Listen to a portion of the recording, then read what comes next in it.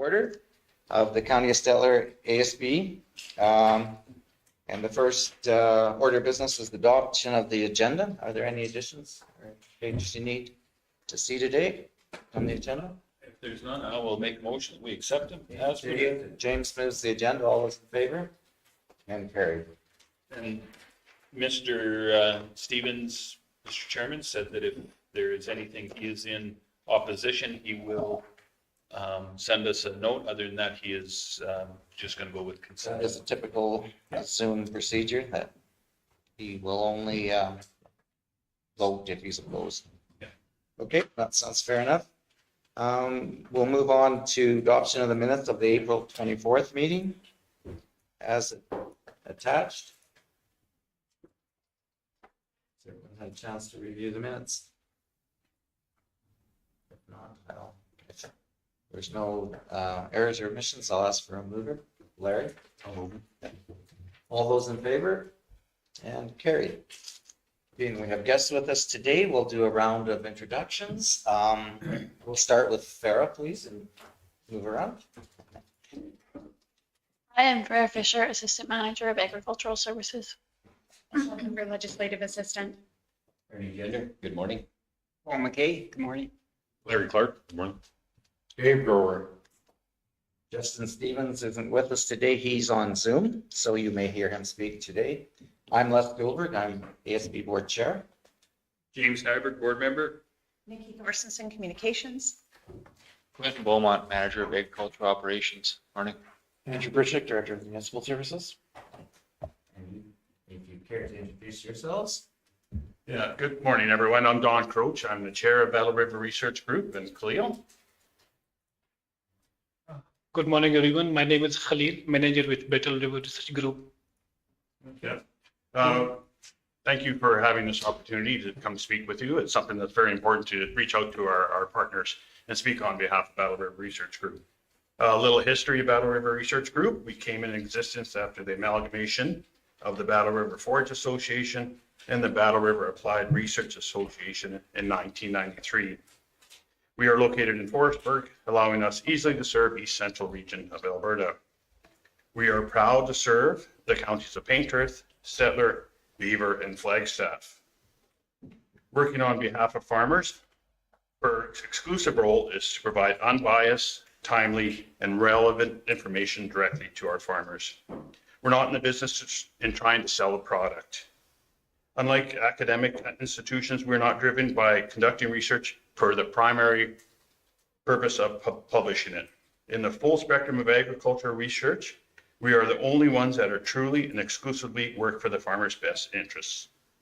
We are the ones who bring research findings directly to farmers and the ones who use real farmers' in-field questions and concerns to direct the future research. BERG partners with many organizations, both public and private, to provide this valuable information. Recently, the BERG team has reviewed the many successes and experiences we've had in 2023. We continue to look for groundbreaking ways to serve our producers. Currently, we're reviewing our policy manual to ensure it aligns with our strat plan and align with our new funding model with ARDAR. I think we'll speak to that a little later. One of our greatest assets at BERG is the diversity and engagement we have among our board members. With addition, this year we've added 2. Last year we added 6 new members. So our board has been full for the last few years. It is exciting to be a part of the innovative ideas and diverse programming brought forward to our meetings. We have representation, obviously, with Paul and Dave in the past, bringing ideas forward. We have a producer up in the Indiang region, and he brings a lot of good ideas about the unique challenges he has out there. These producers on the board bring those ideas, and as a board we figure out the direction for next year. On the board, of course, we have our 4 municipal partners, which is myself from Flagstaff, Stan from Paintearth, and Dale from Beaver, and of course, man that needs no introduction, Paul from Stettler County. We are currently in our 2nd year of our 5-year strategic plan. Our strategic plan is our guiding document that enables BERG to have long-term sustainability and strategic growth with measured outcomes and goals. Berg continues to have a strong cooperative relationship with results-driven agriculture research. Our organization, that's the arm-length organization of Alberta Ag. They set up this new program about 3 or 4 years ago, and we're a strong partner. They're a strong partner with us. We continue to receive our yearly base funding from ARDAR to provide producer-led research to power the competitiveness, profitability, productivity, and sustainability of our agriculture in rural Alberta. This year, they give us a one-time grant to all ARAs of $2.3 million. That's split among all of us. Our equipment committee now is reviewing what is our needs for the near future and long term. And to enhance that, 3 or 4 years ago, we started a capital reserve. We're yearly contributing to that, so that kind of leads to our long-term sustainability and viability. Okay. Back to our strategic plan. Some of the highlights from last year, I'll go through quickly. So one of our goals in our strategic plan was to establish and secondary institute relationships. So this spring we went to Innovate Alberta's Innotech site at Vermilion. We toured the site and we had a very strong meeting with the researchers there. And we found many different ways of collaboration that in the future we could work with them. They do research at the 6,000 foot level and we're at the 1,000 foot level. So there is a gap in between there. We're going to hopefully fulfill that gap. We talked about, as a goal of strategic plan, expanding our footprint to Camrose County. Last year, Bill and I went there a couple times to their meetings, engaged them. They had a council member sit on our board for a year, and after a year of introducing to our programs, they decided not at this time. One of our goals is... John, did they give you a reason? Sorry, I interrupt you. No, that's fine. Yeah, I'm not sure exactly why.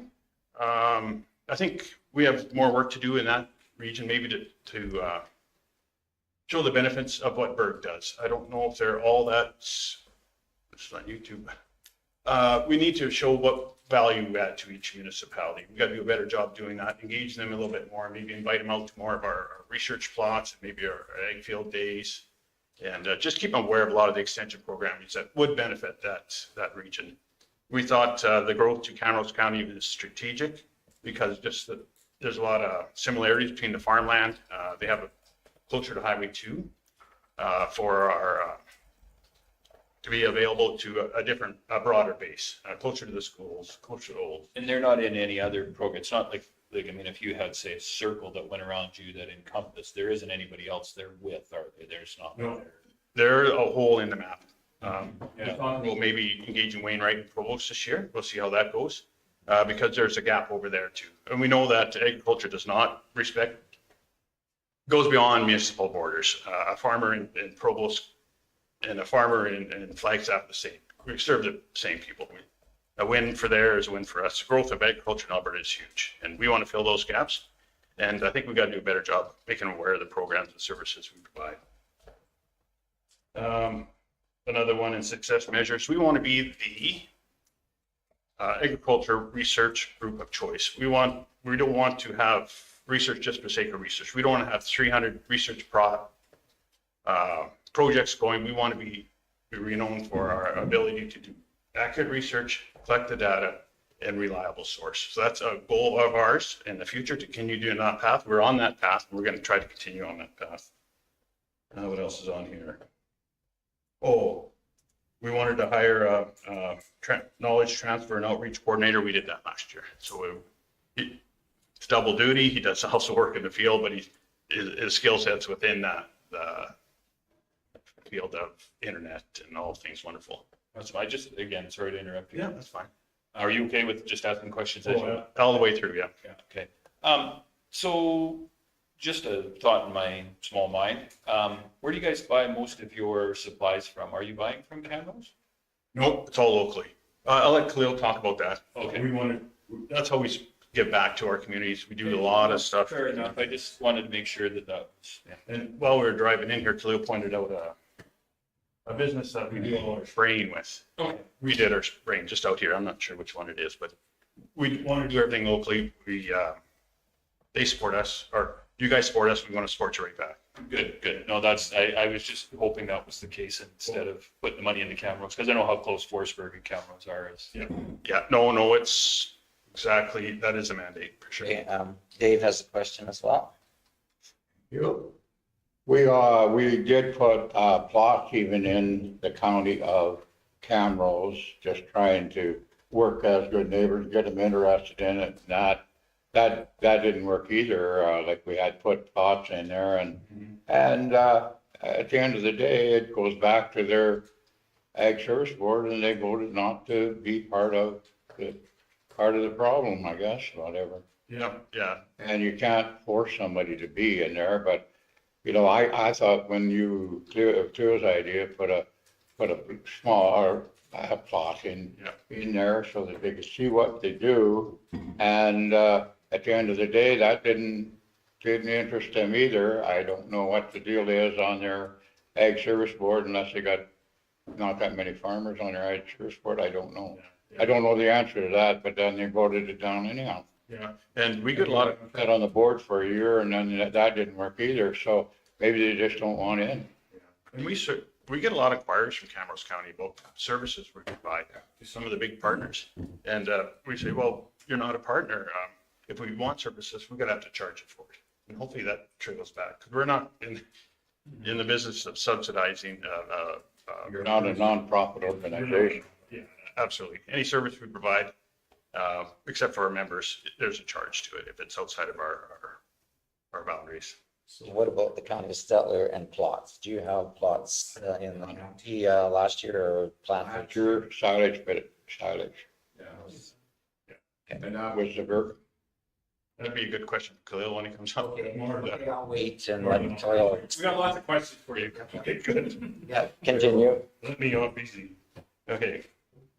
Berg is producer driven to give our farmers the tools needed to be prosperous and sustainable with many of the challenges in the agricultural space. Berg uses extension programming for the knowledge transfer from experts in agriculture directly to our producers. Berg is one of the most active ARAs in the province when it comes to extension programming. Our programming is as diverse as our agriculture producers within the region. Berg uses in-person events, webinars, vast library information on our website to serve our producers. This enables our producers to have access to industry and academic experts to make informed decisions for their farming operations. Our extension program also includes going to schools in the region to introduce the next generation to the importance of agriculture and many opportunities within the sector. And this extension aspect to ours is kind of changing to RDAR is taking a role in that in supporting the ARAs by hiring experts. So we have that access that way. I think RDAR has identified ARAs as a crucial part of agriculture in Alberta, and they're supporting us both with this extension group they're just forming. It's not formed quite yet. We have a voice on that with many other producers. And so we're filling a gap that when Alberta Agriculture left, we're filling that gap, and our role is expanding. Another tool Berg uses for supporting producers is our small and large on-farm trials. These trials are done locally within the environment of our farmers' operations. Our small plot trials give us the opportunity to partner with industry, post-secondary institutions, grain commissions, and all levels of government. Within these partnerships, Berg can perform new variety trials, soil health trials, fertilizer rate trials, and new emerging trends such as our lupin trial. With our large on-farm trials, Berg partners with producers to take advantage of information gained from either our small plot trials, innovative farming techniques, or different management practices. These trials give data that is applicable and relevant for large-scale implementation. And the key to ARAs is producer-driven. We're the ground roots group. We talked about we had an opportunity last year. I probably shouldn't say this. We did a trial on our own that didn't maybe fare out so well for the company, and we published those trials because that information is key for the farmers not to go down that route. It wasn't well received by maybe the seed company that way, but that's what we do. We're engaged with the producers. Our main role is to serve the producers and ensure that the information they get is not slanted. It's exactly what we get, so. Any questions before I turn it over to Khalil? I think if I could just more than a question, Mr. Chairman. Go ahead. I think that's the value that you bring, and I'm glad that you brought that up because two things, and that seed company should look at it as, that is a good thing because we all need to, you don't learn anything or you don't learn much from doing everything right. It's when you make the mistakes and you learn from that mistake, you get better. So the next trial that hopefully they do with us or with you guys, and it comes out a huge success, they can say, see, this is a completely independent, unbiased opinion. So when they say this is good, it's good because they tell you when it's bad. Yeah, but I think that you should not be afraid to say that at all. I mean, as a member, I'm happy that that's the way that it goes because I don't so much right now in this world is, you know, they're talking about misinformation and disinformation. If you can get the clean, clear goods, I'm down with that. And that seed company, they came back to us and we're doing a trial with them. Good. So, yeah, it's better to make this, not mistakes, get the information at a small level before you take it to a large farm. Fair enough. The costs are, Ernie? By averting something like that, you could have averted, say, like a real catastrophe if a lot of farmers would have got onto that seed and put it in. So like it could have been very positive on that behalf. We never know where it's really going to go. Yeah, that's right. And that's environmental too. Like sometimes it doesn't rain, sometimes that could be a large impact, but it is, the results are what the results of the conditions you would have had in your region too. So that's, I think it's important. It's not watered, it's not babied, it's. Sometimes the truth does hurt. Yeah, it does. Yeah. Next year could be a whole different story, but at least you'll have a good year and a bad year and make your informed decision now. Quinn? Oh, sorry. Without giving out the seed company, what was the problem? We'll have to. We can talk about it at lunchtime. I was just curious. He's the operation guy. I'm kind of not so in tuned in that part. Any further questions for Dawn? Okay, thanks, Dawn. Yeah.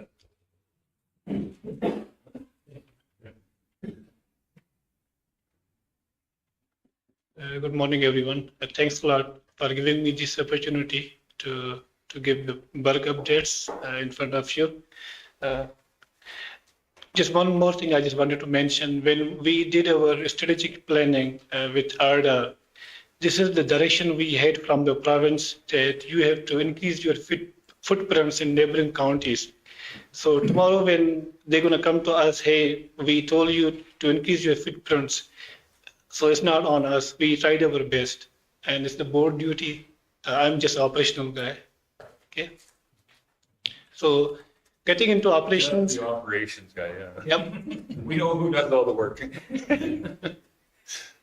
So yeah, last year we are currently 3 full-time employees. Myself, Alexander Olson. This is his 3rd year. He got his bachelor degree from Augustana. And Kabir, he came from hospitality background and very good in internet, so still kind of in training. Donna, she is a part-time bookkeeper. And last year we were able to hire 3 summer staff. Jacqueline. She's from Beaumont and she got her bachelor degree from Augustana. And I'm happy for her. She ended up getting a full-time job. And Dana, she's from Leduc. She was living with her uncle in Daysland. She's doing her diploma in animal sciences in Lakeland College. And Ryan, he came from Okotoks. He already did his bachelor degree from University of Calgary. So we are trying to hire, local people and give them some training because those people are our future. So they can try some new things, new technology, new practices on the farm. So that's how we are trying our best to train them. Last year, we painted our shop. You can see that the half side of the shop is painted, half is not painted. So that's how we spend our rainy days. We were able to buy a new GPS last year. So in the province, there are 12 groups, and we are the 3rd group in the province who are able to seed the plots with GPS. We have a forage harvester. We bought it from Lethbridge, from Alberta Ag when they were put their equipments on auction. we have our custom built truck. We are able to spray 6 different chemicals, clean the boom and spray another one back to back. So we are able to save a lot of time because we don't have to load any side by side and we don't have to unload it. We got a rate controller on it and the GPS is very efficient. So like Don here already mentioned, the province already announced capital funding for us, about 2.3 million. So roughly we are able to get at least a little over 200,000. And we already have our shopping list. So hopefully going to add some new tools into our equipments. And we already have a drone and camera system and the basic tools to do our extension. Are you gonna use one of those drones you can spray with? We were at the Ag Service Board down in Lethbridge and they got that drone. I think I could sit on it actually. Like it was huge. I wish, but I don't have. Yeah, neither do I, but it would have been fun. Yeah. So last year we had 5 sites in different places. We seeded over 1,000 plots. Here is the list. You can see that we have some couple of long-term projects with NPERA, Peace Country Beef, Humitrela trial, which is funded by the industry, Cropland Solutions, couple of demos. So here's the list. And every year we are a part of provincial regional variety program. So we seed faba beans, yellow peas, green peas, and lentils. And all year they also ask us to test some soybean varieties as well. Silages, we seed over 50 varieties of barley, oats, and triticale. All those results are available online. Our report is available online. You can go and. Yep. Sure. Go ahead, James. So how do you, just backing up to your trials, how do you decide, like when do you decide what you're going to do for trials? And I've got this project in the back of my mind that I've been thinking about for a number of years. Yeah. And it's wool pellets is what it is. Yep. There's lots going on with it. It's a hot item, especially with the drought and soil retention right now. And so there's a number of people that build wool pellets, but they don't have any research to back what's going on with them. So I was thinking that this is something that would be up your guys' alley to do some test trials to see what we could do with incorporating them in the soil and going forward. But how do you decide what makes a trial and what doesn't make a trial? Firstly, I have direction from my board. We discuss at the board level. That's how we move forward. And we have regional variety trials. It is all kind of partially funded program, and we're going to do it anyway because of this provincial initiative. And then ARDA, they have a couple of funding calls, and we have to put up funding there. But it depends upon the scale of the project. If the project scale is too big, maybe we need some extra dollars, but it's too small.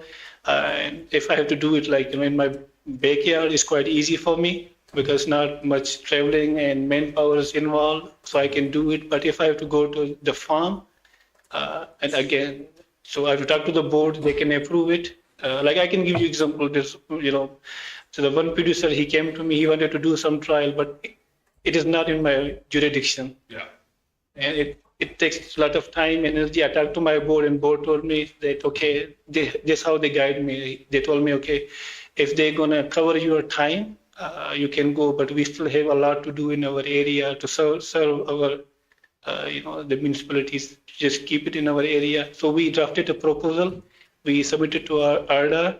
If that proposal got approved, then my time will get covered. So that's how it's initiated. It would be a producer that comes to you and says, this is what it is.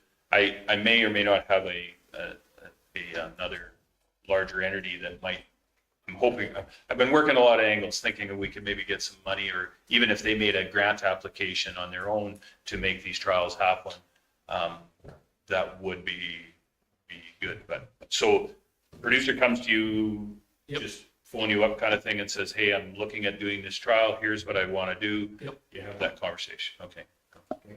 Thank you. Dave? Now, Have you done? Good. On the silage trial that you had a year ago, I thought it was very, the knowledge that your presenter had was very good. I just thought if you have one, I think you should have it closer in the middle of, I know it's a ways to go. That one was at the nail down on the Hutter rights. Yep. But you should have it closer here so we can get a few more of our local farmers to go to it. I was utterly amazed that the corn silage wasn't really where it should be. I thought the corn silage had been doing it in the States for years.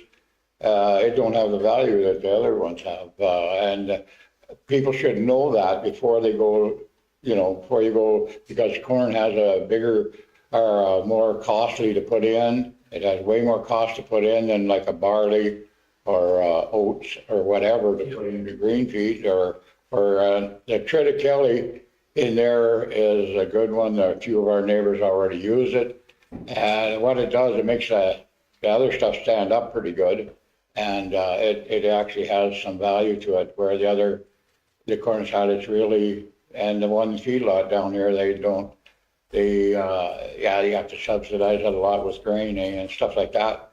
So we had that one last year. It was good turnout. It was quite a few people there. Where are you having a plot in the county of Stettler this year? Actually, I'm working with what's his name, Lance Nelson. He's in Stettler County. He wanted to test some strip tillage in corn, but it costs a lot of time, and because the scale is too big. So I'm in process of drafting a proposal. So in future, we're going to have a trial with him in Stettler County. Yeah. Because, it takes up, the board actually decides where you're going to put these plots, right? Yep. Yeah. Okay, thank you. Welcome. So here is the highlights of our extension events. We did over 20 extension events last year. We invited a company from States. They talked about drones. They are very efficient. And we had our field day in August. We had a bunch of speakers. They talked about fall rye and cover crops. On mental health, we had two speakers. They talk about mental health. We also have a speaker from down in the States. He's managing a ranch. He came over here in Coronation. We partnered with Kara, Greg Judy. So he talked about how he is managing his ranch and the feed. We had a webinar on carbon credits and diseases, winter wheat, and on hemp. And we also did a calving clinic. We also had an event on dugouts, how to manage dugouts as well. Last year, our AGM was in Stettler. We had over 70 people came to that event. It was very successful. We also invited Kevin Elmy, Ground Stuka, and then we had also had an event with low stress handling of livestock in Stettler County as well. We also invited one speaker from Lakeland College. He talked about swath grazing because they are running a trial on swath grazing as well. So it's kind of a whole snapshot of our extension events. We did it last year. So I'm going to talk about, you can see it in the corner there. It was our field school. And Kevin Ilmi, he did his training on soil health. Last year, one of our producers, he tried Piola in a marginal land. So we had a kind of a crop walk with him, and I'm still working on the report to look into the economic value and the soil health. Pretty soon that report will be available online. Last year, we took our summer staff to AgSmart exhibition in Olds College, so they can see the technology. It's kind of a part of training for them. And we had an event with Lance Nelson in Stettler County as well. And every year, University of Alberta, Dr. Linda, she always bring her whole class. So we provide them the kind of a training, how we seed our research plots, how we spray it, how we combine them. So this year we had about 35 students. They came to our facility. And this is the analytics of our social media. So we have quite a bit people following us on Twitter, Facebook, and our website is quite busy nowadays. So it's a snapshot of our social media. So this year we did a couple of EFP workshops. We did a crop production workshop, a beef production workshop. We also did a drone school. We partnered with Pentas County. Quite a bit people, they attend that event. Our AGM was in March. Field school we're going to have in July. We are also planning on partnering with municipalities on egg days as well. This year we're going to start a new project on kochia, where we're going to test 10 different chemicals to look into their residual effects on kochia control. We are going to start a new project with the University of Alberta testing humulite on marginal land as well. We seeded some winter wheat last year. We thought maybe it's not going to come up the amount of snow we got, but so far it is doing very good. So we're going to collect on data winter wheat as well. And this year we're going to test a couple of new varieties for lupins as well. And so these are our plans for this year. When we're looking into our economic impact, like what kind of value we are bringing to rural community. So our operational, if you look into 2021, our budget was over $500,000. Then 2022, 678,000. Last year was 658. So we have 3 full-time employees, 1 part-time bookkeeper, 3 to 5 summer staff. We have building, we pay taxes, we support the local businesses. Like your question before, our spending. Most of the things we buy it from home hardware, we buy it locally, and we hire local caterers, to bring the food to our events. We rent local facilities, we pay the rent, and so all our spending is local. Employment-wise and even people-wise, and even all the spending is rural. And we are collaborating with government, ex-service boards, commissions, watershed group, post-secondary institutions and industry. So we are kind of a bridge. We are bringing those people into the community, doing some new projects, doing some community initiatives. So, excuse me, this is our value. And the third one, we provide a feed test. If the producers, if they have any question, they always call us. Hey, even if I don't know the answer, I always try to find an expert in that area, because I'm not expert in everything.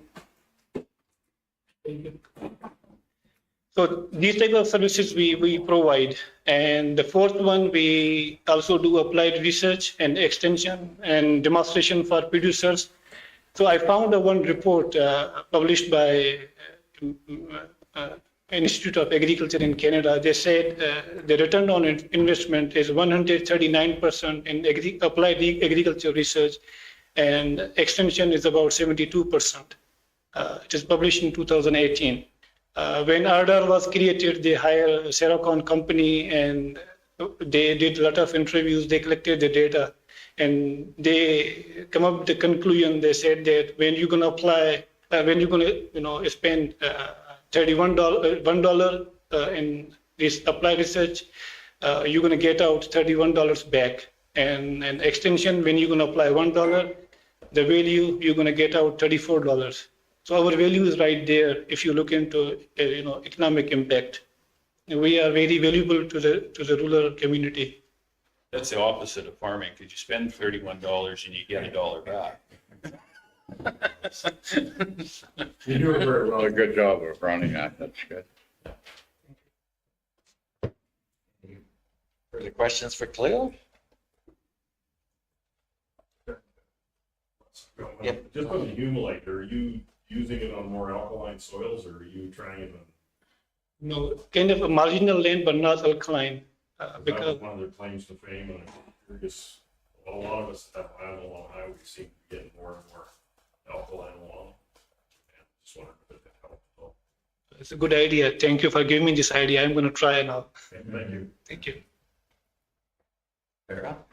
I have a question for the presentation. How are you guys going to expand your footprint without changing the level of service of the municipalities you currently service? Like, it's not happening like, kind of right away. It's kind of slowly, we are, like, the two young people in my staff, they've been here for a few years. They are trained enough. And we are trying to get on some more projects from the province and even from the industry. And definitely we're going to go and talk to the municipalities who wanted to be with us. Definitely they're going to bring some financial support for us. So yeah, we're going to develop that capacity slowly, but like it's not going to happen like in And when we speak of growth, it's strategic growth, when growth is ready for us to grow, when we have the capacity to grow, and when it's right for us. We know our core partners are the 4 municipalities been with us forever. We will not sacrifice that service level just for the sake of growth. I was just going to say with your events that you have planned, a number of events, you share that with the County of Stettler, and we can reshare it on our social media too. It's a good way to get it out to the people within our county. And I appreciate it. I get the emails and updates regularly, which is, I got on a list years ago, and then at one time I did sit on the board there, so I kept the email and kept going. So the more board members you guys get, the bigger your list gets, I guess.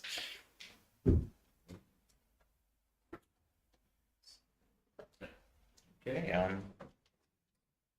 For level of service, then, like, how do you monitor for each municipality? You try to balance it out somewhat?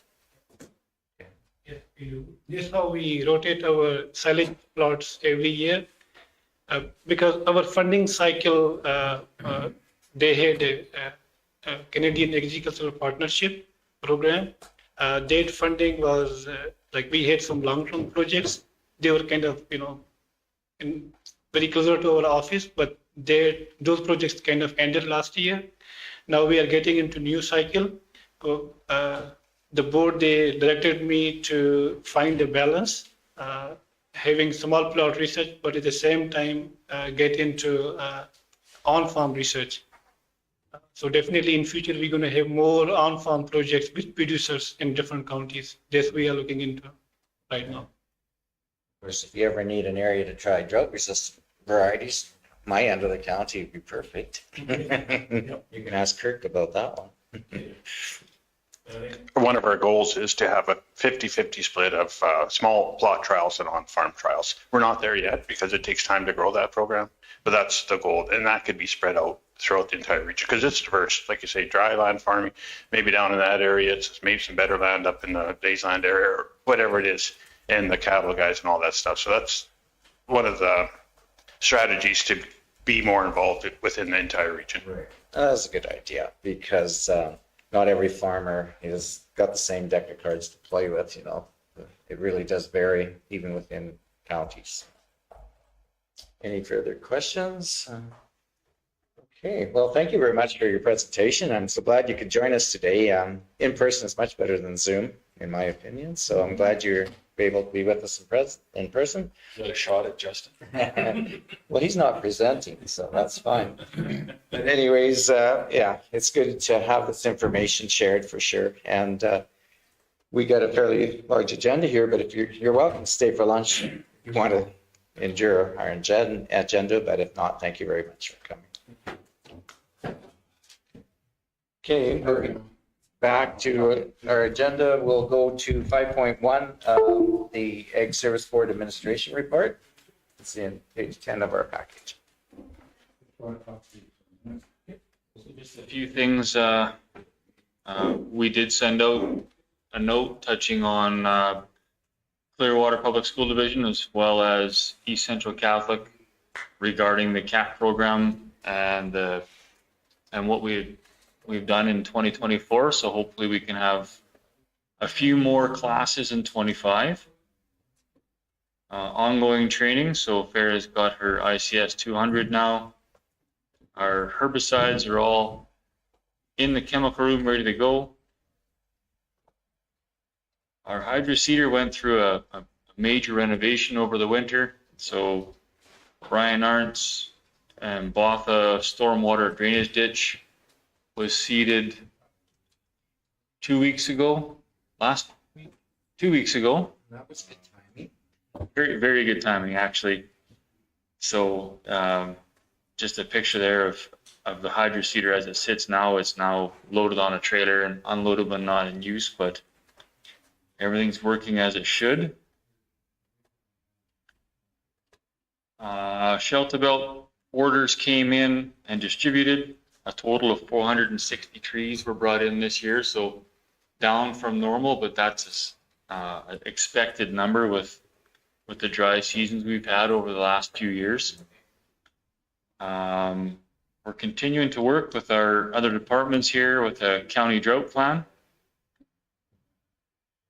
We had a Health Canada PMRA, so Pest Management Regulatory Authority came out and did an inspection on our chemical storage, what we had in stock, and kind of went through a few brochures on protective equipment, what we use, how we use things, just some, for lack of a better word, something we've typically done already. They're just ensuring that we're doing that, so following the rules there. We are adding storage tanks to our 3 tank loaders. So Sculler tank loader has 4 tanks operational now. Nevis will have the 4th tank installed today, and Walker Well is next when we can get down there. Those are just kind of projects as we see. Takes a bit of work, so it's about a half-day project to plumb it in, but we're getting there. I got just something, you're gonna put up a sign that there's no money in there and all that? Sign is already on. Sign was on years ago that there's no money inside here. Please don't break in. There's no sense of turning the door off it or something like that? We have, I guess it's an upgrade. We've upgraded our 3 doors. There's no longer door handles for them to attach ropes to pull the door off. You have to open it with a deadbolt key. So hopefully that fixes The things. boys down there that use that well all the time find out, they'll straighten your problem out for you. Carry on. Brush sites. So what Public Works brushes and we control with herbicides. We have actually, as of about 20 minutes ago, finished our first round of inspections. So we'll be loading up some herbicides on Friday, doing a couple of sites with some of the new staff to show them how we spray brush. Cattle scale was, Just as we go. yeah. So are you behind on your spraying right now, or when's the kick up of the spray date? Kind of when do you say, okay, we're in full spray mode? For everything, I Yeah. guess probably mid next week will be full bore, Okay, which is ahead of schedule. okay. No, I just wondered, 'cause Side, with the rain, it typically kind of pushes stuff back, right? typically, but with a little bit of heat we've had, leaves are starting to bud out. I was thinking with the cooler weather, the leaves are a little slow this year. But they're there for us, even roadside as far as vegetation control.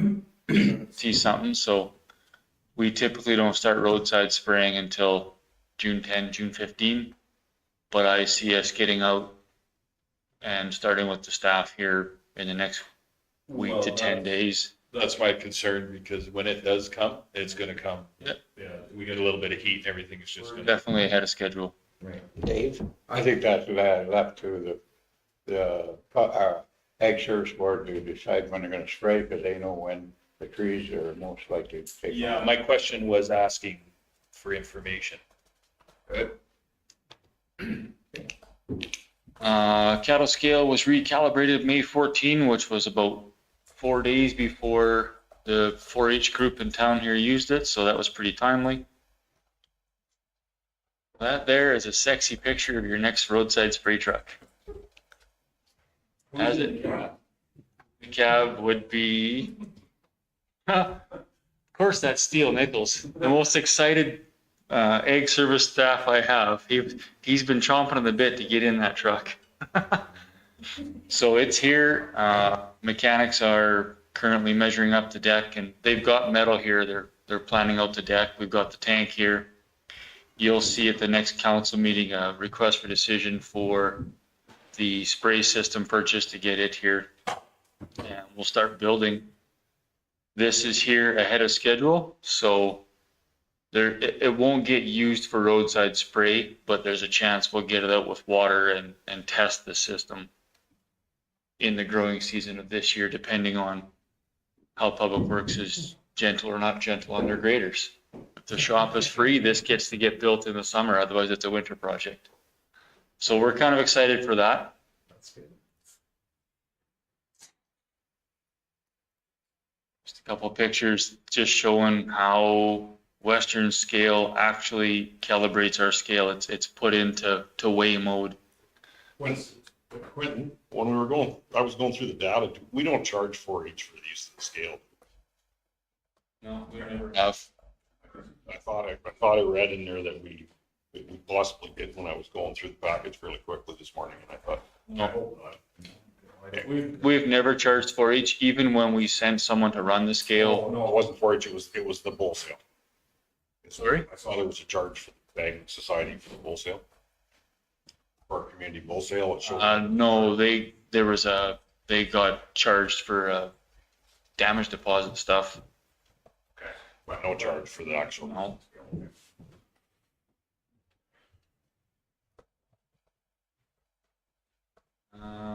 Yeah, so just a few pictures to show kind of what they do. They go through the scale, they go through the monitor.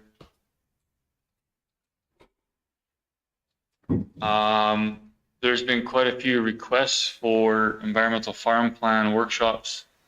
It was good to see that Battle River Research is going to start doing the workshops again, but because there was quite a demand, Farah and I have become EFP techs, so we put a workshop on May 10. We had 4 producers. There is still another 4 or 5 that are asking for a day, so we'll kind of wait for seeding / spraying to kind of die down, and we'll host another one.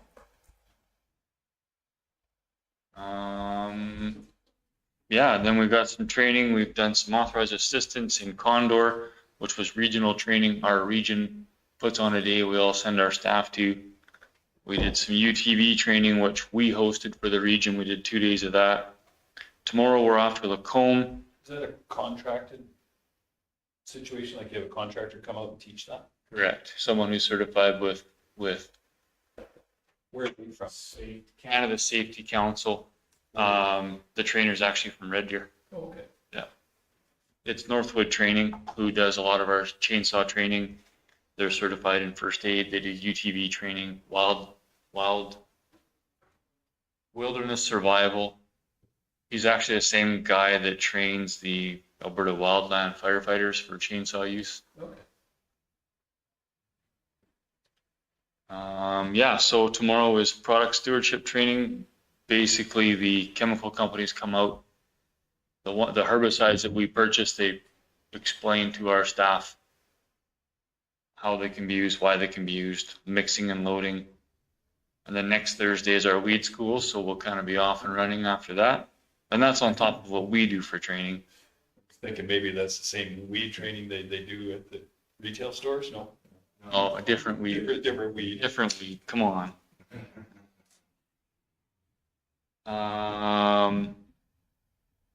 Yeah, so that's for that training.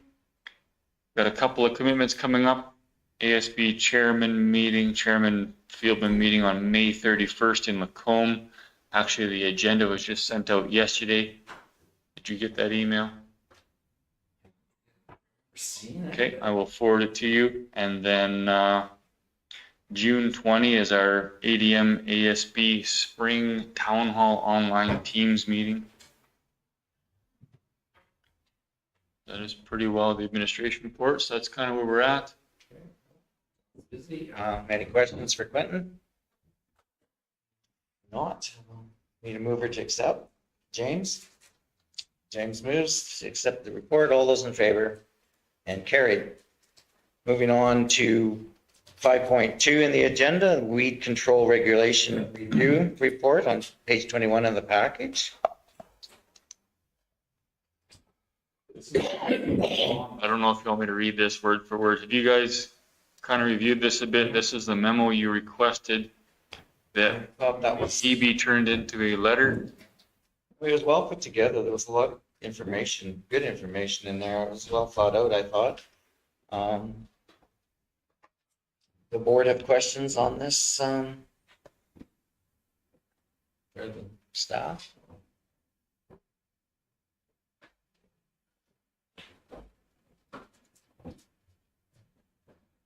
Do we, Mr. Chairman? Yeah. Just through to Quentin, do we know when they do this, is there like a consensus that they do this, or is this just the powers that be make their decision? It's a great question. There's two theories on that. Okay, so there's a theory. Thank you. There is a group. I don't recall how big the group is. There's government, there's industry, and there is also a fieldman from each of the 5 regions that were consulted on every weed that is regulated, as well as the wording in the regulation. And that is still ongoing. That's part of the survey that was filled out. When did that first come out? February? Maybe January. It came out that they keep extending the deadline for the surveys. That's part of this. If you remember last month, Mr. McCauley talked about a survey, not a survey, what was the word he used on? Basically a survey that they put each weed through, ranking the weeds as far as invasiveness and how it would affect the lands. That survey was created by this group and then used on all these weeds. They have asked for input from different industry, from different government users that use the regulation. Ultimately, Mr. Nyberg, the decision falls on the minister. So the board creates a recommendation to the minister, and it's his decision as what goes forward into the legislation. Was the survey used? Yeah, I mean, and the reason I ask is because every area has a different, there are weeds that don't seem to be as issue in our area. Right. But if you went down to southern Alberta, you may see kochia as something that's a major issue. I mean, I notice it's starting to come our way, but. So that's something that I've really been pushing. We don't have spotted knapweed here. Cardston County is trying really hard to keep it out of their county as it comes in from the south and from the west. My hope, my vision is to help Cardston County keep it, right? I don't want it, so I want to help them control it, even though it has nothing to do with me. Very similar to the weed or the rat program, right? Us central municipalities don't have much of a problem because our border is working hard. We want to help them work hard. So even though, 15% of the weeds regulated at the provincial level are involved in our municipality, the other 85% are not. I still want to go to bat for those other municipalities that have that problem because they're trying hard for me to not have it. And that is, and I think that's a good way of looking at it because that's the problem. We're in this together, and we should look at it as an entire province. Just because we don't have a problem with it yet, we should be really helping our neighbors that do have it, and hopefully they help us if we have something that's not a big issue there. Agreed. And if you guys choose to write a letter, I think that's an important key message you have to keep in mind is that just because it's not impacting our municipality financially or physically, it could if it's dropped off the act and the other outside municipalities no longer have the powers to deal with it. Right, yeah. That's the way I feel too. I mean, even if it's only involving a few municipalities, but that is the time to nip it in the bud when it's only in a few. After it's spread across the province, it's so difficult to control. So I think it's, in my opinion, it's important to keep this pretty much as it has been, to keep control and give municipalities power to keep control. So I don't know how this board feels, but I think we should have a position, and we shouldn't let the minister and those on this board that are reviewing the Weed Act to know. And the information you've already assembled is really good background. Go ahead, Larry. Just when you go through the list and some of the pictures that the weeds that impact the county of Stettler, that yellow clematis was that an ornamental, or so are all the other clematises that people so dearly try to grow, should they just be ripped out or touched with Roundup? Well, let me answer your question with a question. A lot of people love to grow Shasta daisy, which is fine, but oxeye daisy we don't want. Should we be spraying Shasta daisy because we don't want oxeye daisy? Okay. Shasta daisy isn't a weed, but it can very quickly become a weed.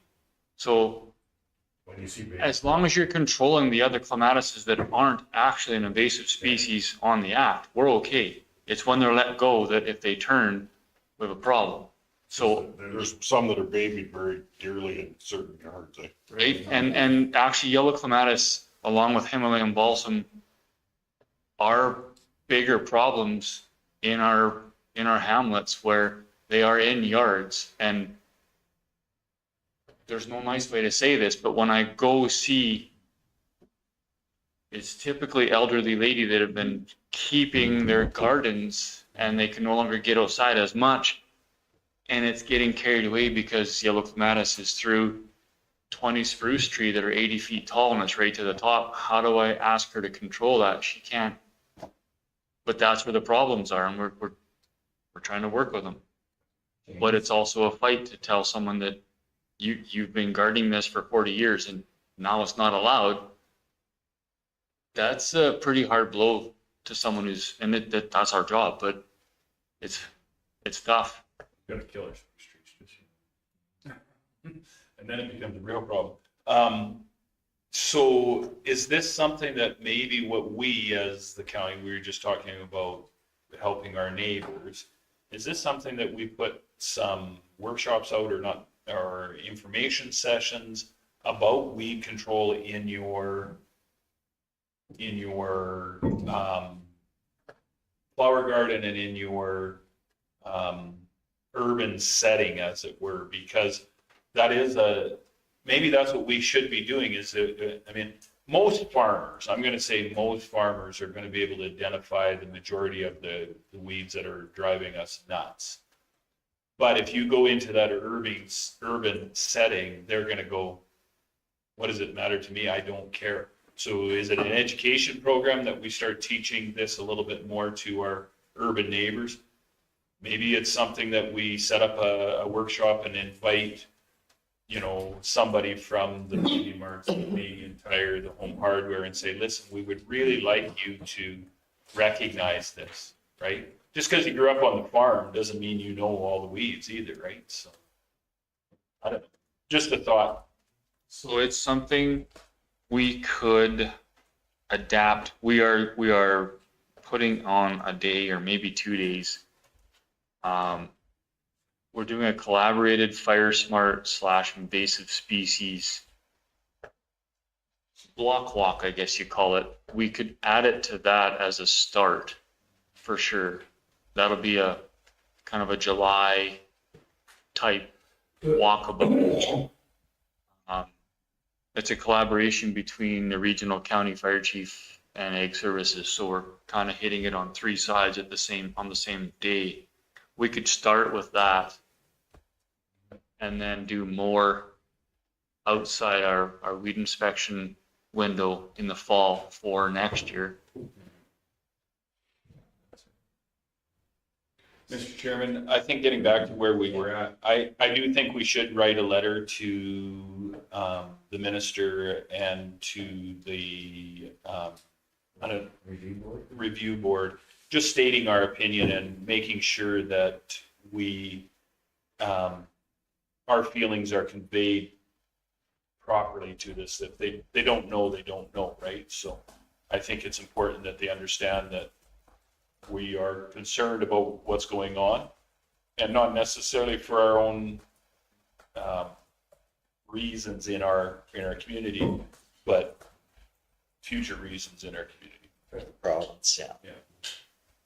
Yeah, I know, I totally agree. But I'll make that motion that we write the letter from the Ag Service Board and carefully crafted by our, as she looks at me. yeah, and a lot of the work's already done in what the memo that Quentin and Farah presented, so that's awesome. Okay, James has the motion that we will address this with our position as the County of Stettler ASB. Any further comments or discussion? All those in favor? Carried. Sorry.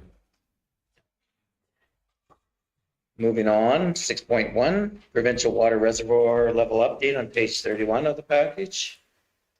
Well, I waited as long as I could to put this in the package, so this is current as of May 10. Yeah, perfect. We can look at what levels are right now, but as of May 10, your Glenfer Reservoir is currently at 50%, which is in the normal. And the bodies to the south, Old Man Reservoir is below normal. St. Mary Reservoir is below normal. Pine Coulee Reservoir is very below level, normal.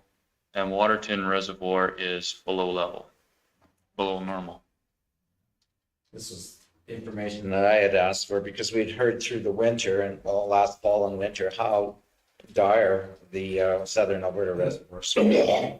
And like some of them were down to 9%. And I guess with the late spring snows and moisture, I was hoping that they would top up, but they haven't, but they've improved a lot. So it's reassuring to know that they've got some hope of continuing their irrigation and everything down there.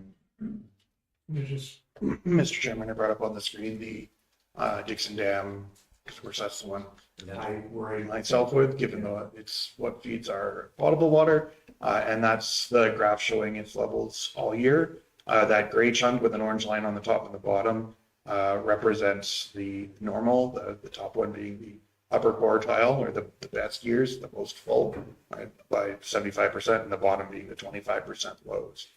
So we've actually gotten to the point now where the Dixon Dam is going to be, or is likely at this point, releasing more water than they're obligated to, because they don't want to get much above that 75%, that upper quartile, because at that point they lose their buffer room to control flooding. That's right. And typically you can tell by the graph, June, July, August, once the heat hits the mountains, that's when you get your faster runoff, and especially if it's combined with quite a big rain, and you get the combination of rain and melt, and it can create a lot of water in a hurry. So it does look encouraging for sure. We are in a good position in this area. Please, on the river, the challenge is always Yeah, the river water. Dave? And the snow melt is slowed down, cool out there. It's looking really well, looking really good. Good. Any further questions on this report? I'll ask someone to move to accept it for information. Paul? Thank you. All those in favor? And carried.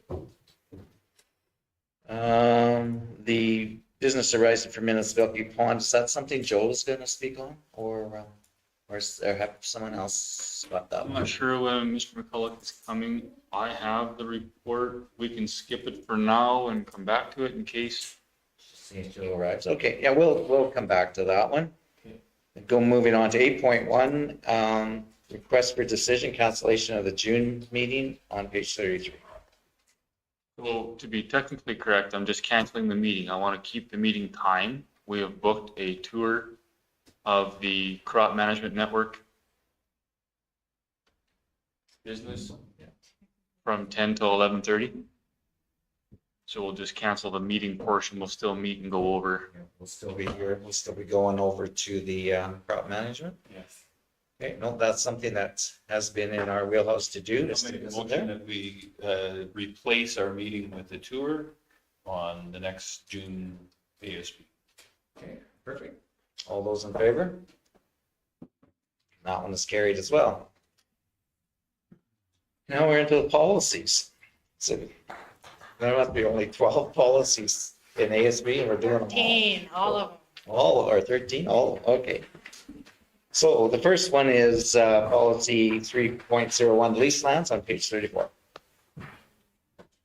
Well, the lease land policy, for the most part, was just clerical change with the addition of equine. We didn't actually add in. We got the numbers, but forgot to put them in. So I guess I would have someone. So where does that add? Where was the line? Be under number grazing leases 3.J. Page 35. Stocking rates. Last screen, counselors. Oh, okay, there we go. So equine will be added in there as well? Yes. Let me pull up. And what is the unit per month? or acre? I'm looking it up unless Bear is quicker than me. Okay. If she beats you, she started after you for the record. I'm thoroughly disappointed that we don't have sheep on there, like, man, Well, sheep you were were, prejudiced against the oh, very, that's looking for direction because that requires a whole new bunch of fencing. Oh, yeah. Well, does it? It's cheaper to run sheep on your neighbor's land. so the recommendation through, we looked up, there's a provincial guideline, which I've saved the manual, but then I also checked with a horse guru from special areas. 1,300 pound horse requires 1.2 animal units per month. So it works out to 7.2 acres for 3 months per animal. Really? So we would probably just round that 7.5 to make it easier for our, well, for the acres we're running, it just makes the math better. Say that again? 7.5 acres per horse for 3 months. So it'd be. So we'll work that 21 out. acres unit per month.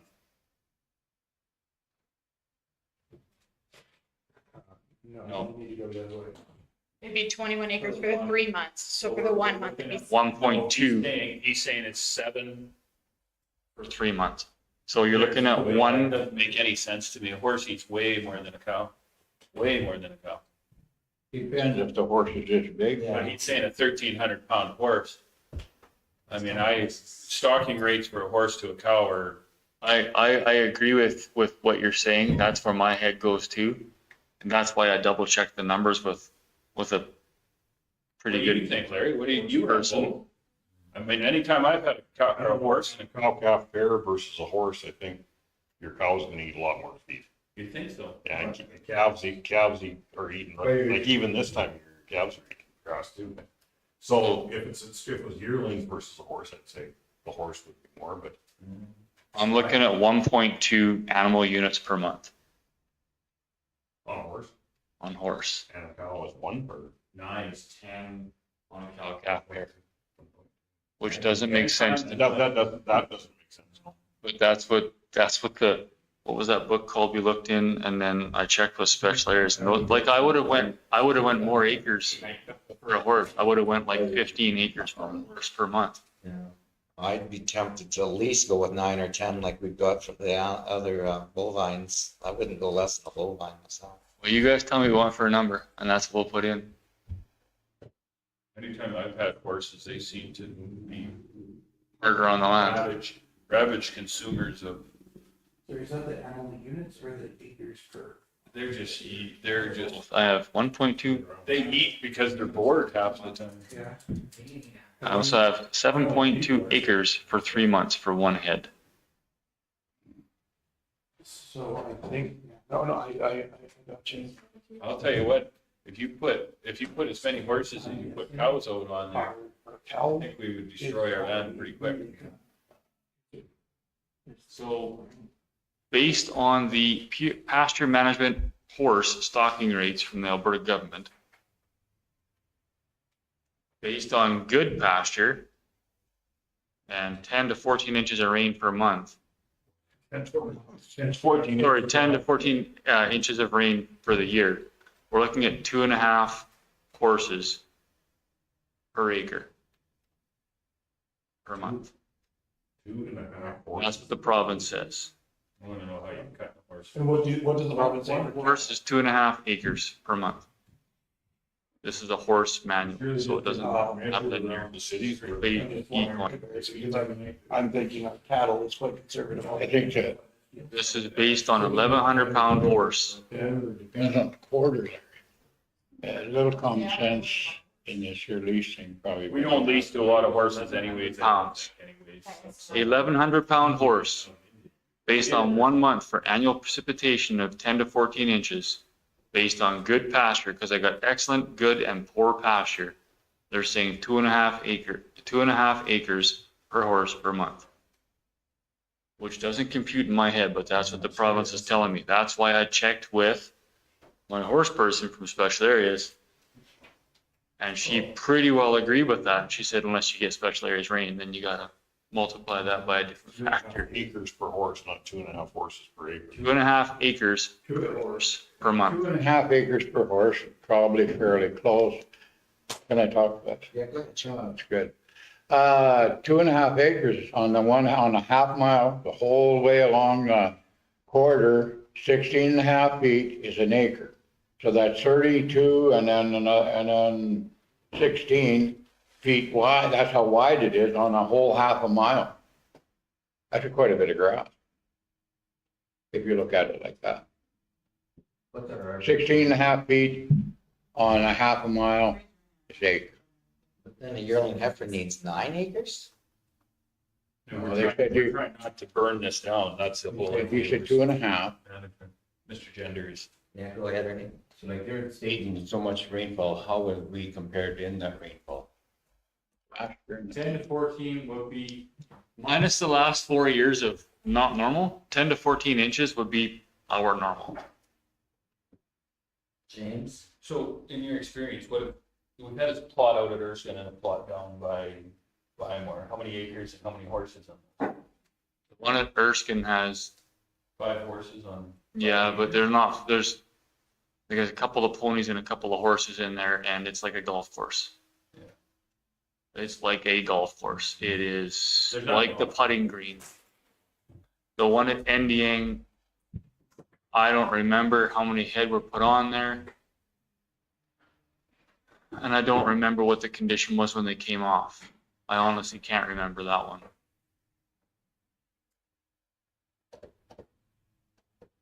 So what's the flavor of the group for acres per horses? I would, Match it up with something. I would go with the horses and cow calf pair are the same, but I don't know. I mean, That would be. but that would cut out the one in Erskine, wouldn't it? They wouldn't be able to put animals on. That's right. That's also a landfill. I get it. No, I know we're using them as a cleanup kind of thing, and they saves us the mowing and crap there. Mr. Stolberg, Mr. Stevens has a question. Okay, Justin? Go ahead. I'm hesitant to go away from the horse thing after we've given a 5-year lease based on them using horses. It's kind of a pulling the rug out from underneath them a bit. Oh, I'm not thinking of that, Justin. I'm thinking, that's where I'm at. I said, if we change it, then we would change that, and I don't want to do that. No, I'm just trying to make it so that what we have now and what we go with is compatible.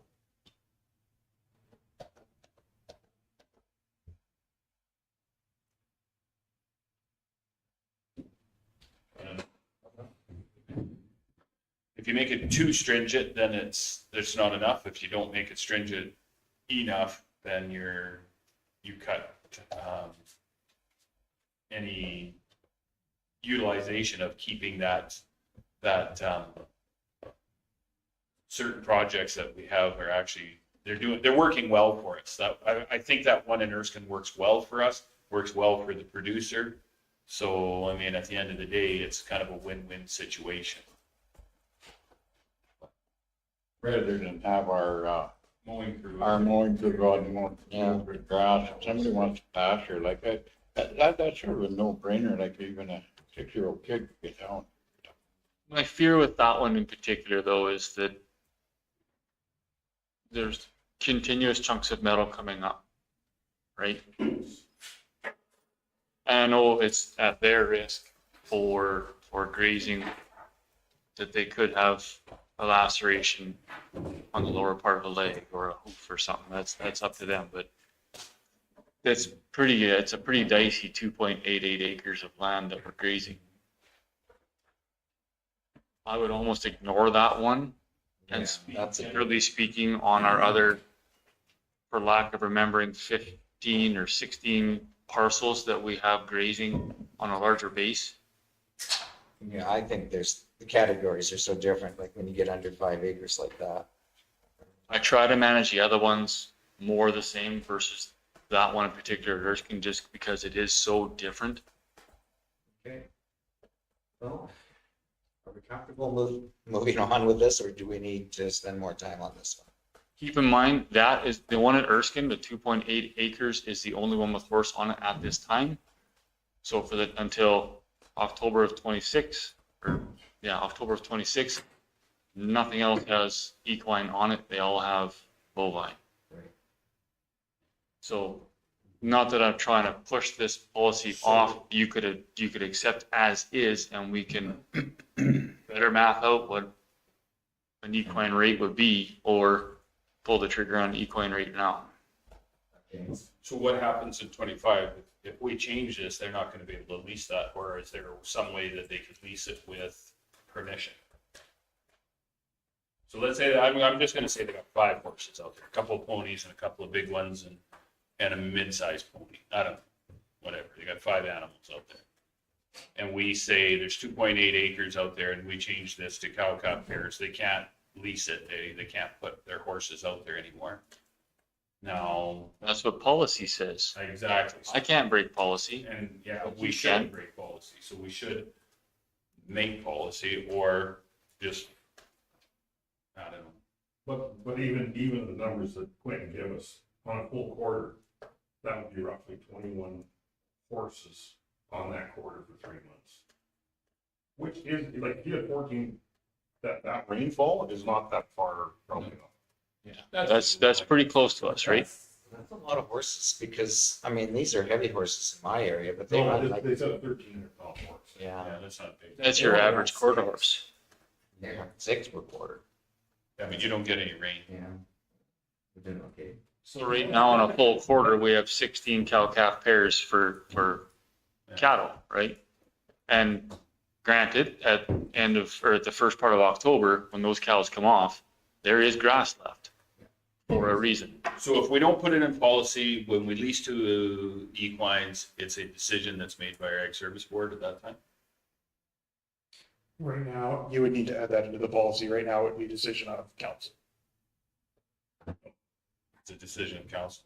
I'm okay with that. Leave it at that.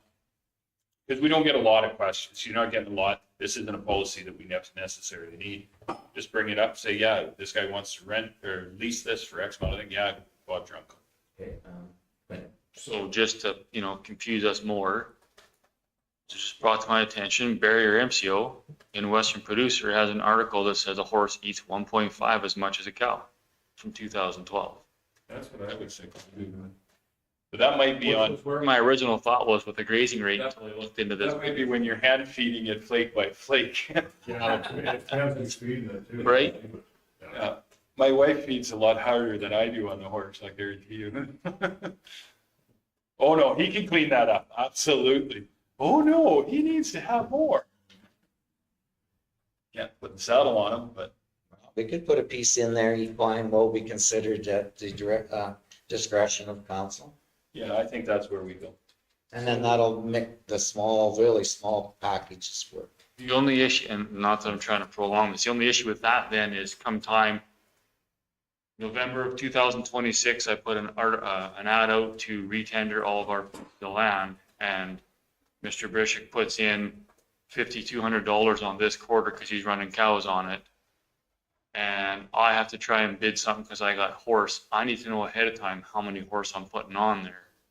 So does he come to council and ask what he's going to do before the bid closes so he can put a bid in? Yes, that's exactly what you'd have to do. That's the way I can totally do that. Yeah.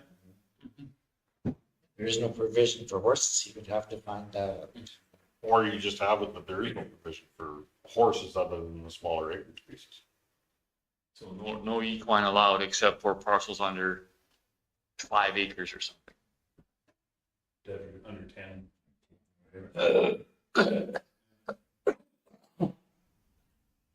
And then at any given time, if somebody wanted to do a quarter, they could come to us and say, hey, I'm interested. This is how many horses you're going to let me put on there. We could make the decision at that time, or the council could make the decision at that time. Yeah, that's probably the easiest way to deal with this. It's getting kind of convoluted. Yeah, it does vary so much by case. Maybe someone's going to come with sheep. You got to decide on that. It's just, you got to add a bunch of page wire. Okay, well, We're going to charge you. we'll reword that one. That's how important our. So a couple other elements of that policy that you with the board members is the addition of number 11, which is the hunting clause, which is hunting shall only be permitted with express consent of the leasee. With the caveat that as a point, the county can say, oh, this is leasing, but we cannot give out any. The other. Did it not have here in the past that this land couldn't be leased by county employees or council? Or was that listed somewhere else? That might have been a couple. Yeah, that might have been like 10 years ago. It might have said something like that. But I think when if I'm not mistaken, when we enhanced the part about being a resident of the county, I think that part got kicked out. Okay. But yeah, that's a few years ago. There is a point of discussion that you guys should probably have is on that. There has been some discussion in the past where somebody may not be a resident of the county of Stettler, but are substantially farming the county of Stettler or raising their livestock there and have a number of properties, right? Whether they're sitting on the border or they're still living in town. It's come up in the past, so we just like to know, do you guys want to amend condition 7? The other point I'd like to bring up is the hunting piece. Typically, that was put in by the province so that when Mr. Clark has cattle on his land until November 15, November 20, because it's still good grazing weather on his land, that's put in place for that respect, right? Our county lands, livestock is off October 1 month before hunting is allowed. For the purpose of hunting pheasants. So we have to be careful about what we're putting in place, allowing hunters or not, because we're doing the pheasant hunt, which is a hunt. When everyone assumes deer, elk, moose, but there's also bird. And then bow hunting opens sooner too. Yeah, that's different. But So I think you still have to have the express. I think it should still stay the way we have it. The concern is largely come around the fences, right? And so, yeah, maybe less of a concern with the pheasants and we can adjust the wording, but if I'm responsible for maintaining that fence for the 5-year term, and some jerk goes through, hunts a deer and then cuts my fence up to get the moose out. I just saw the biggest ringneck pheasant of my life, and I'm going to go through that fence. I'll challenge you on that. That's fair. I mean, yeah, right. It's Hunting is hunting. But that's the same with anybody's situation, I guess. I mean, so if that's the case and it comes back to the county, I mean, you need both the county and or the leasee's permission, right? But if I may, Mr. Chairman, I think we have to realize that this lease land's going for huge amounts of dollars. We're asking the leaseholders to keep up the fences, to truck water, to have liability insurance, and then to give permission for someone to go onto the land that they're, that they've signed a 5-year lease for at a crazy price to look after without any input from them. I just don't think that's right. It's not fair to our ratepayers. No, and that's what I'm saying. I just think it's a two-part authentication. Number one, we would have to give permission and the leasee would have to give permission, right? Well, you could do it instead. The main point is that the leasee should be consulted to make sure that they're okay, that they don't believe their fence or their, some of their investment is going to get reversed. For something like the Pheasant Festival, if the county wanted to take on the liability of that fence and say any damages to fences incurred as a result of the Pheasant Festival, we will recuperate, but still offering that consent to the landowner, it's going to more likely garner their consent, but you're still asking for it, still asking first. Ultimately, this is public land. And I think, whether it's leased or not, it's still public land. It's in the care and control of the leasee, and I think we have to respect that. But it also, if both parties are notified that Andrew Brissick's going on there, Andrew's on there, we know that Andrew cut the fence, we can go both back to him and say, listen, you're not coming on next year because you were a jerk hunter, right? So that doesn't necessarily, maybe it wasn't Andrew, maybe it was somebody else that went on and did it illegally, but at least it gives that kind of somewhat of a premise that people are watching. I don't know. Okay, we're gonna go to Dave next. Yeah, so you're this hunting thing, you lease that for the year, you pay the taxes and everything, and if you don't want people hunting on it, you should be able to just say so, should you not? I like it the way it's. You'd have to go back and ask the county because you have leased that like that on a Big Valley. And I can see some of them are good hunters, some of them are not, some of them go out there, we're just gonna have, we're gonna have a little bonfire, and then it gets away and burns the lease out. Is the leasee responsible for it? Well, go ahead, Larry. And garbage. Plus with the Pheasant Festival, if there's pheasants released on that county land and the permission is given just for the festival, then the pheasants have a lot better chance of making, a better comeback in our areas because there could be a few of them, more of them left if not every Tom, Dick, and Harry's chasing where the Pheasant Festival done. If they quit being so stupid and go out on the road to get their gravel for their crop, it was really helped the situation of, because we've got, I had home there, we have 6 hens and a rooster running around there, and I'm hoping this year that they'll finally produce little ones and you can get a wild population, and that's way better than the ones they dump out of a cage, they go 30 feet and then they shoot them. I don't know, that's a real. Well, there's been quite a few of them survival. There's a few makes.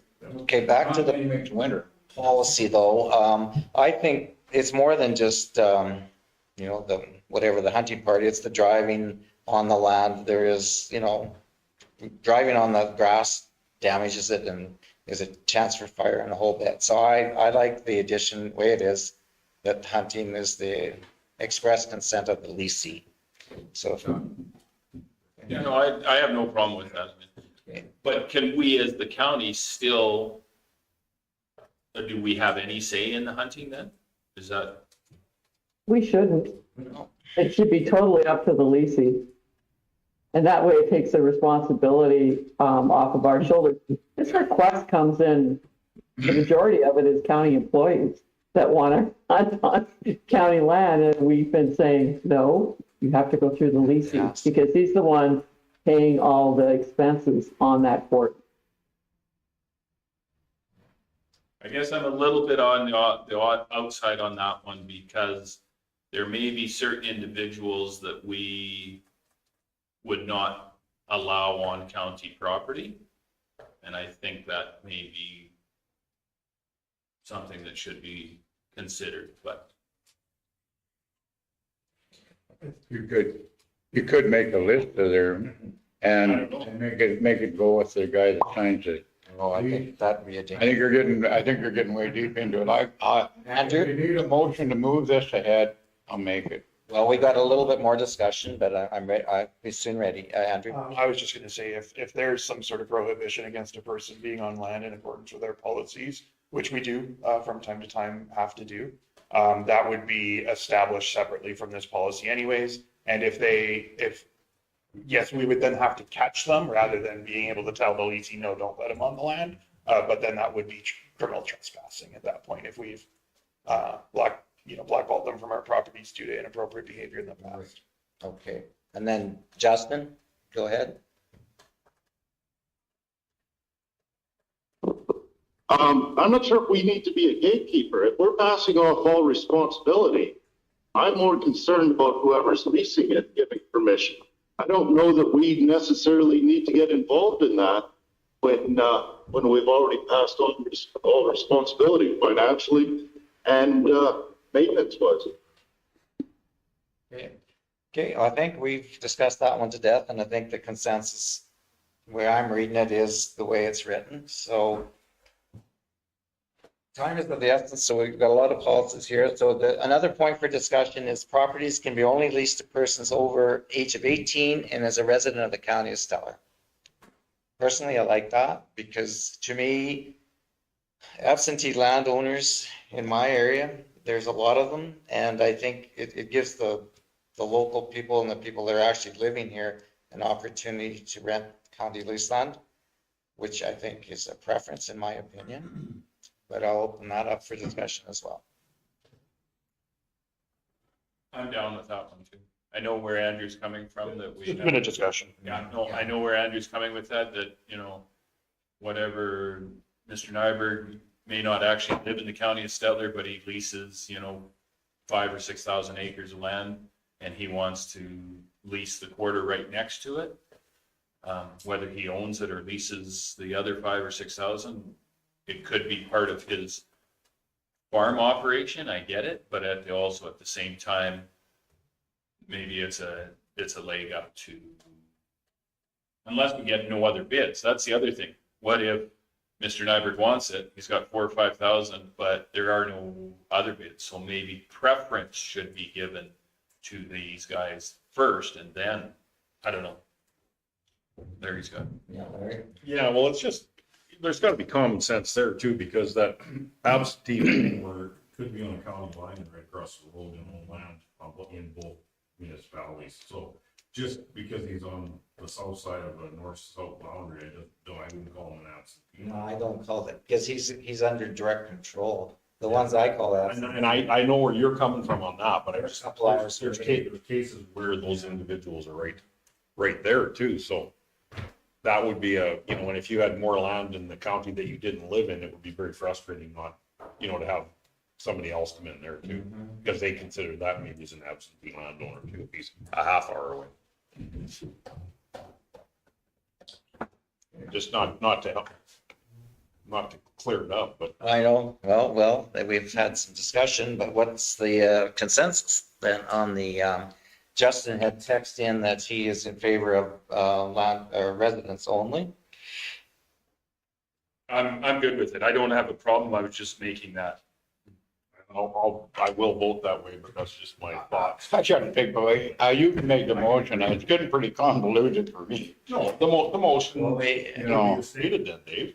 It's Nothing's changed, David. It's just, it's a Thing, it's as written. Yeah. Only the leasing gives the permission.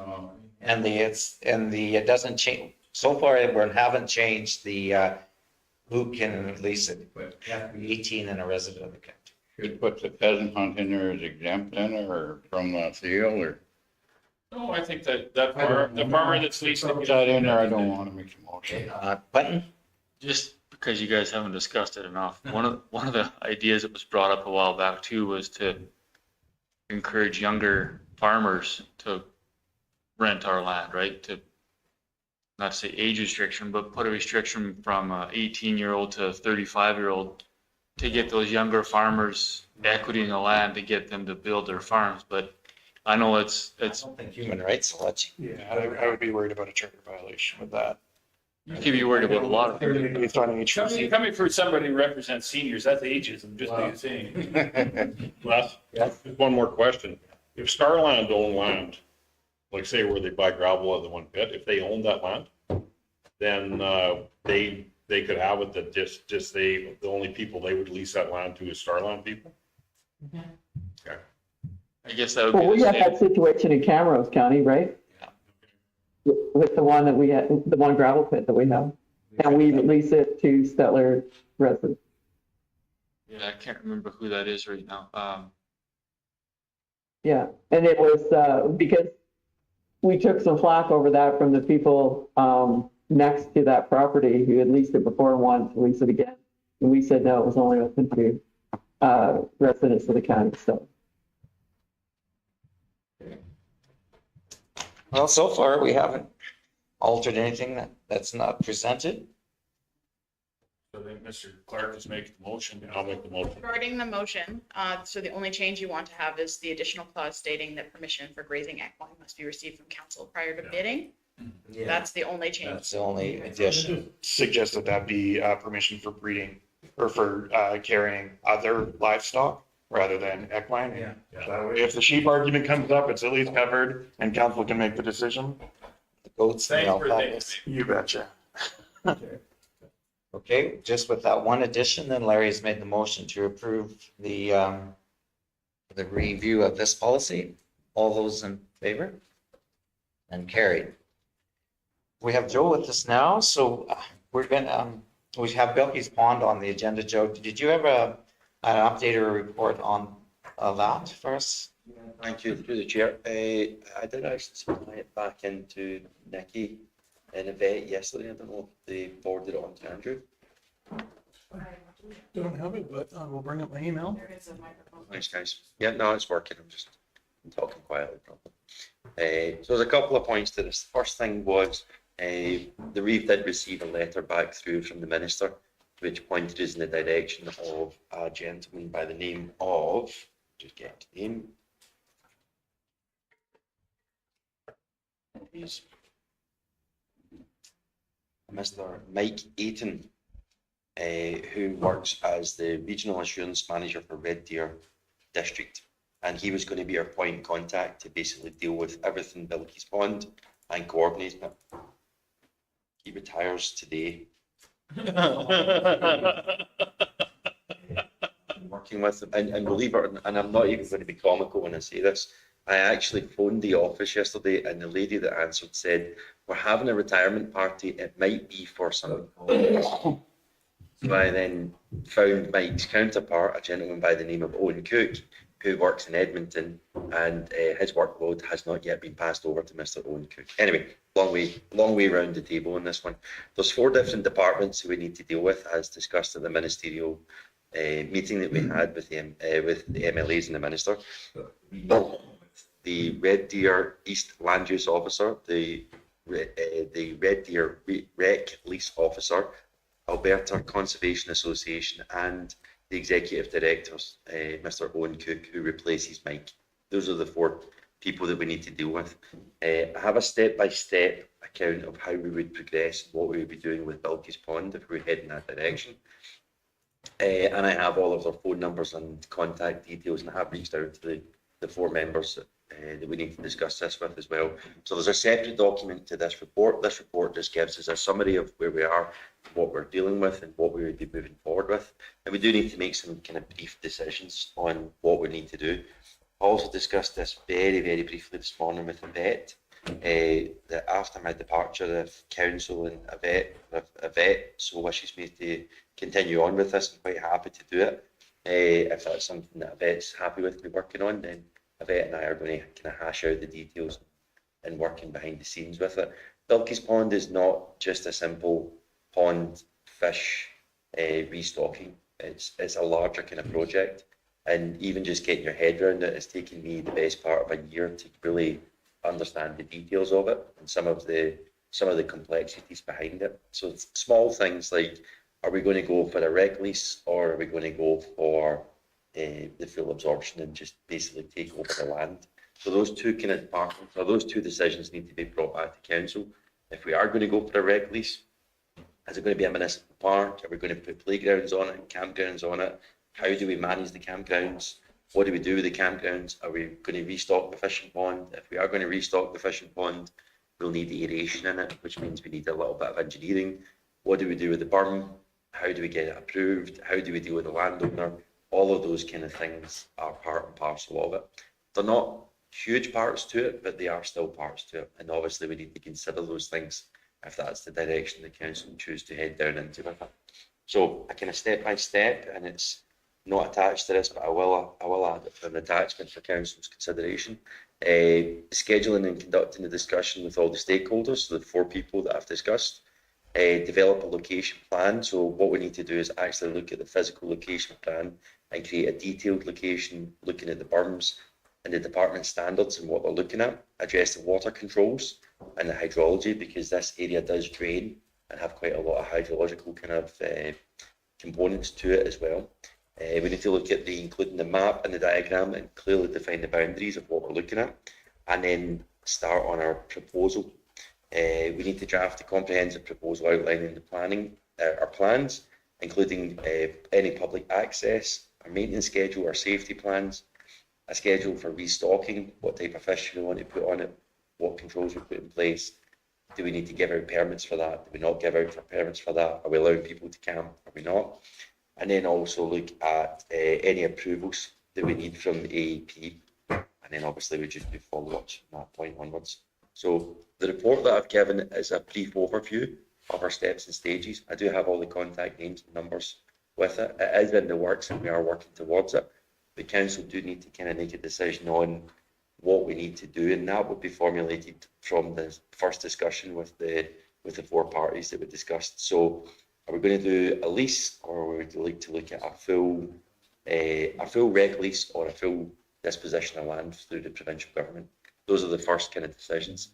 But that decision would probably be best made after we speak to those 4 parties, because they would then tell us, you know, a reg lease can be anytime up to 25 years. I think it's a maximum of 25 years for a reg lease, which is maybe a good option.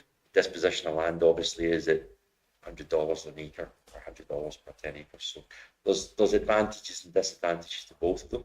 But I think with those 4 people, they'll be able to highlight exactly the best route for us to head down into with them. All the information is on the report, which is just a technical memo and a report from some of the findings that I have. Some of the information behind it is quite interesting. There's a lot of stuff that the provincial government at the beginning of this didn't want, the berm included. They didn't want to, the engineers at the time didn't support it. So I found quite a lot of interesting documents behind the scenes on my research into this. But it's kind of anecdotal unless we start making big steps forward, and I think those 4 people would help us in that decision. I was just going to say, Joe, that I'm glad you jumped into so deep into this, because, and it does make it so much more difficult when you got to deal with 4 departments or 4 people.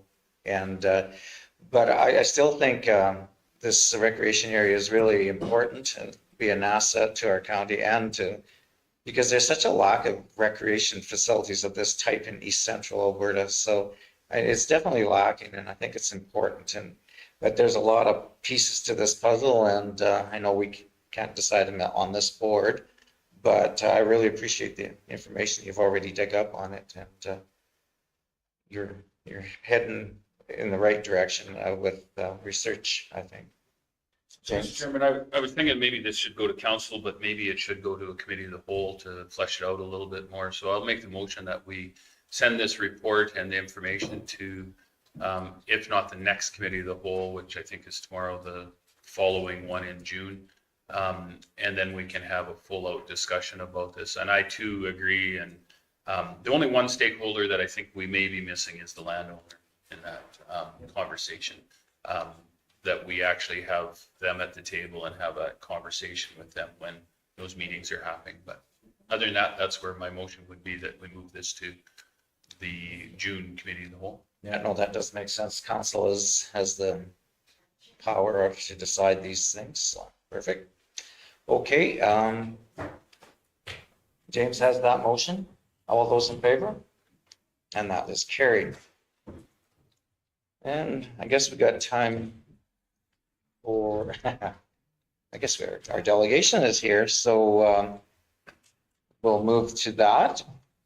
The awarding of the ASB bursary recipient for 2024 is Colby Norman.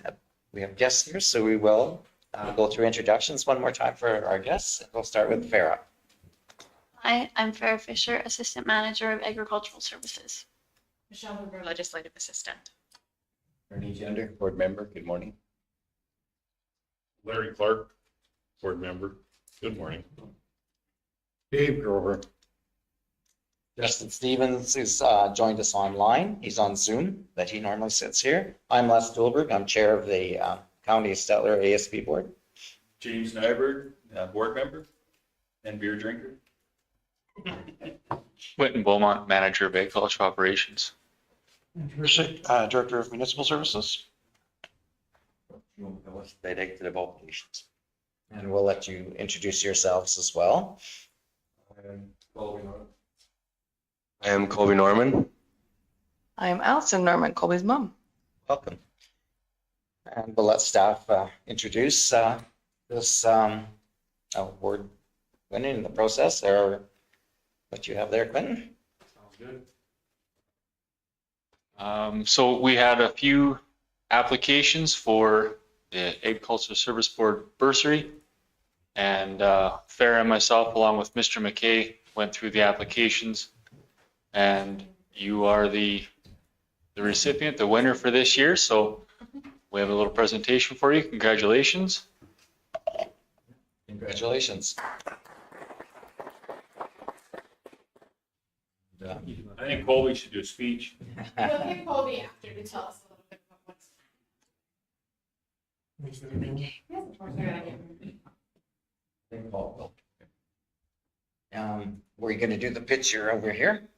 Yeah, Or- let's do it right with the flags or somewhere where the cameras are gonna catch us. I get in trouble a lot with the cameras catching us.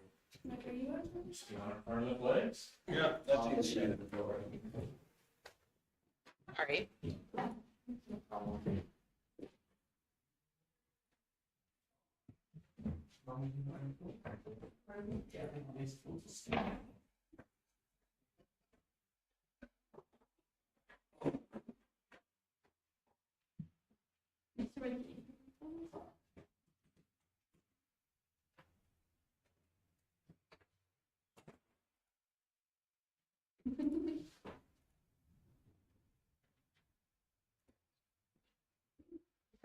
Yeah, and then one of these two in as well.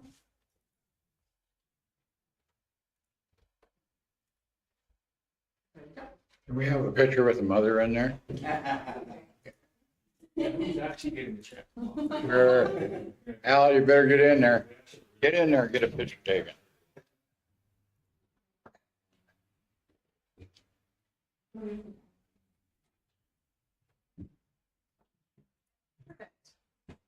are you spend the money on? If you can go up to the microphone and tell us.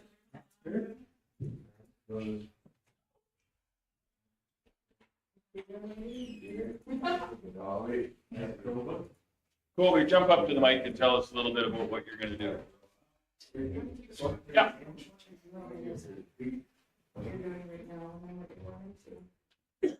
So right now I am working for a guy. The base is out of Camrose, but right now we're crop scouting for guy Jesse Erickson, Erickson Ag Services. So we cover a little bit of Halkirk area here, and then we're up by Balf, Daysland. We 31,000 acres we cover in all. And then this fall I'll be going to Vermilion I'm taking crop tech for 2 years. So yeah. Good for you. Well, congratulations again, and good luck with your studies. And it's nice to see young people going into agriculture trades and things like this. So that's awesome. And we've got a few more minutes of our meeting and then we'll ask you to join us for lunch. We'll just continue with some more meeting. You can stay here. It's an open meeting, yeah. And being policies are taking so much time, I think we're going to jump now to correspondence. That is listed starting at 9.1 on page 80, and it goes straight through to page 243. Is there anything from the correspondence that has to be pulled out for discussion? Or is it all for information to be received? I didn't see any discussion points. Anything that 9.7, 9.8, 9.9 are all to do with the weed regulatory regulation review that would correspond with your letter. Great, yeah. Not necessarily pulled out, but Okay. I don't see anything, Mr. Chairman. I'd give you a motion to receive all of those for information. Okay, all those in favor? And that one is carried. Moving on to finance on the 10.1, the year-to-date financials and verbal report from Quentin. nothing too exciting there. Demos, plots, and extension with all the workshops we did go a little over budget. We're 118% over budget. However, I have not used my ASA expense, which kind of matches up with it. So it shows I'm over budget, but I'm not.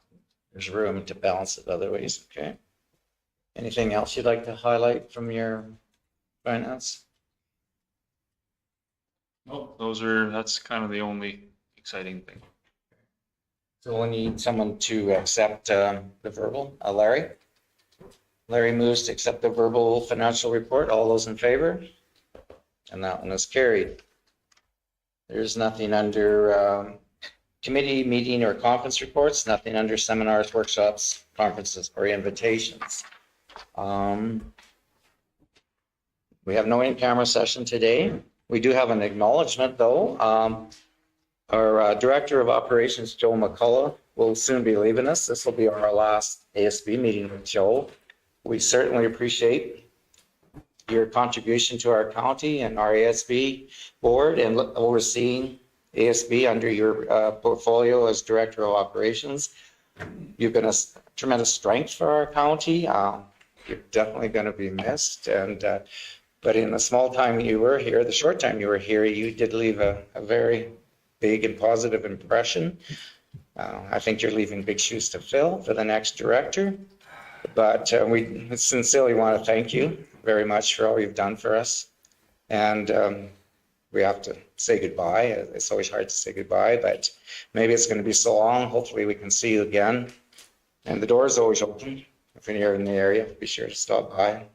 You're more than welcome anytime. So on behalf of our board and our members that we're here today, thank you very much, Joe. Good luck in where you're going and all the best to you.